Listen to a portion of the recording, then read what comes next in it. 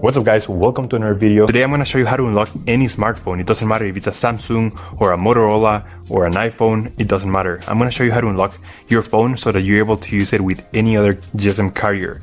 I'm going to do it together with you step by step. I have unlocked more than 100 phones using this method and it works perfectly.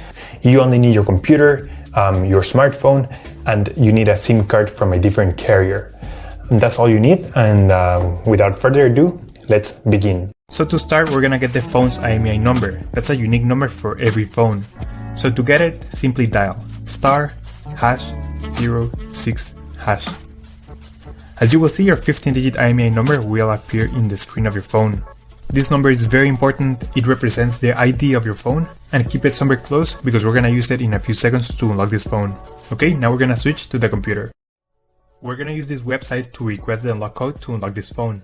So first you need to fill in the information about the phone you want to unlock in this form. Processing times may always vary, so be very patient. It may be very fast sometimes, but sometimes it may also take a little bit longer, so just keep that in mind.